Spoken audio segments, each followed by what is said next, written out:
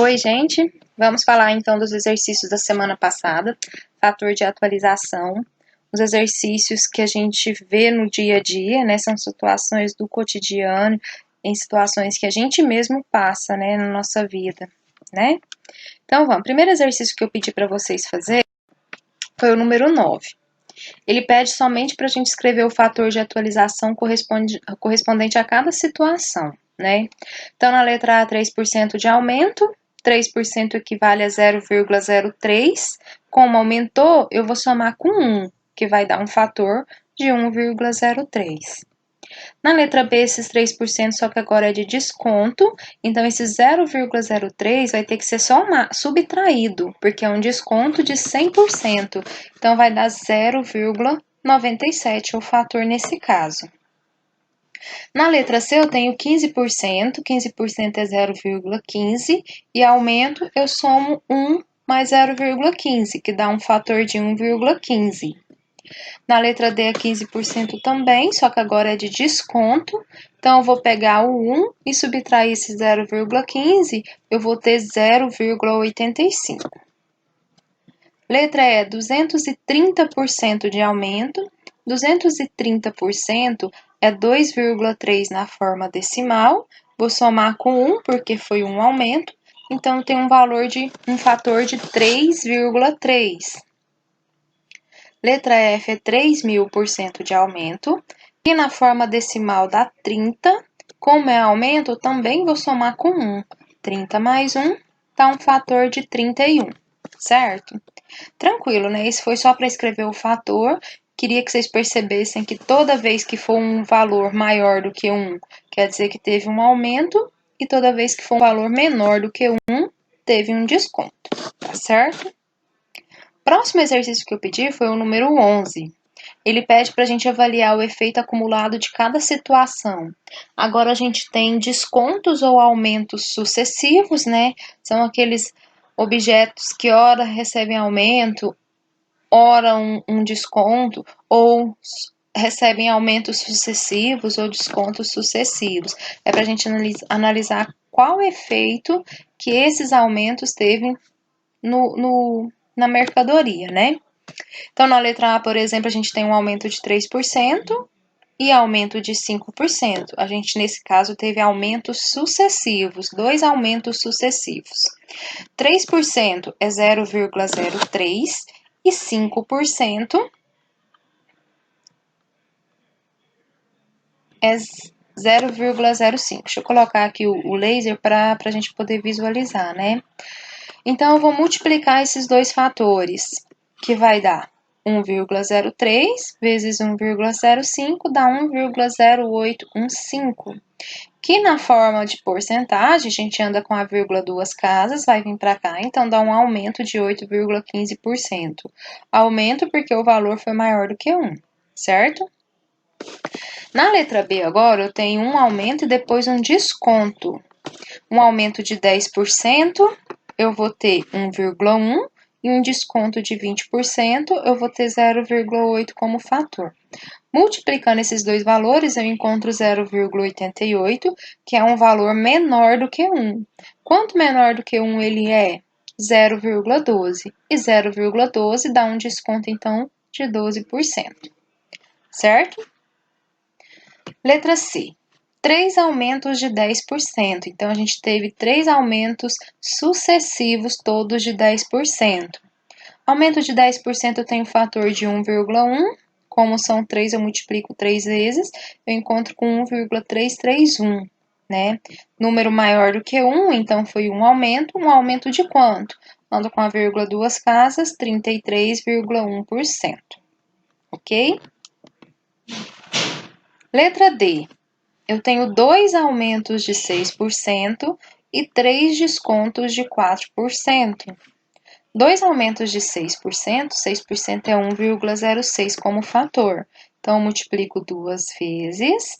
E 3 descontos de 4%. 4% de desconto dá 0,96. Multiplico 3 vezes o 0,96.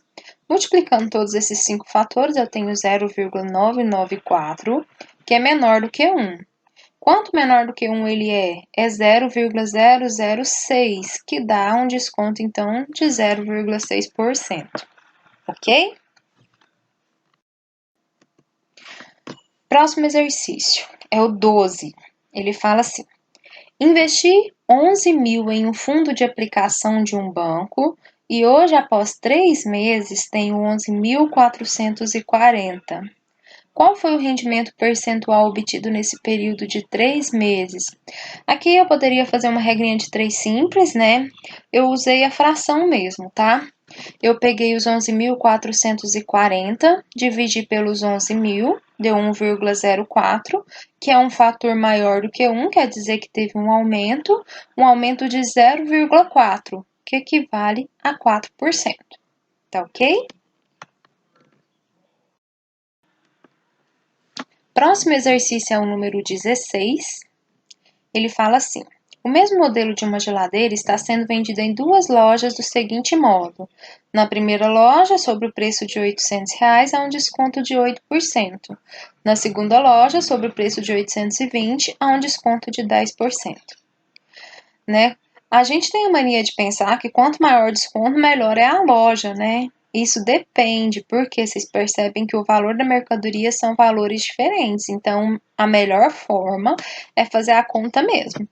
Então, na primeira loja, eu vou calcular os 8% de 800, que é 64. Então, 800 menos 64, como é desconto, né? Eu subtraio esse desconto, dá 736. Na segunda loja, eu calculo os 10%, né? Porque o desconto agora foi de 10%, de 820, dá 82. Então, 820 menos 82 dá 738. Então, a primeira loja, ela tem um valor de R$ 2 mais barato que na segunda. Então, a melhor opção é a primeira loja, ok?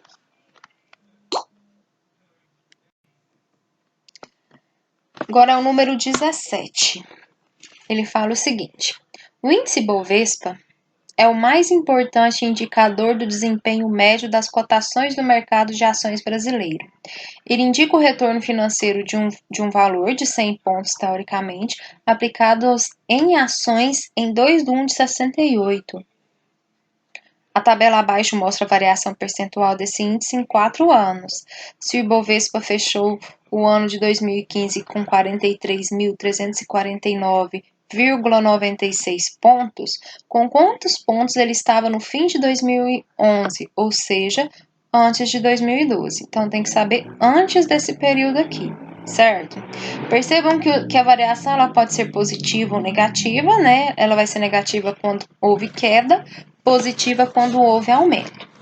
Então, a primeira coisa que a gente tem que encontrar é o fator de cada ano, né? No primeiro, como ele teve uma queda de 13,3%, 100 menos 13,3%, eu tenho um fator de 86,7%. No segundo também foi queda de 2,9%, que dá 97,1%. O terceiro também foi queda de 15,5%, então, o fator é 84,5, porque 100 menos 15,5 é 84,5. Em 2012, o sinal é positivo, houve um aumento. Então, vai ser de 107,4%, porque é 100 mais 107,4%. Feito isso, a gente vai multiplicar todos esses 4 fatores, o de cada ano.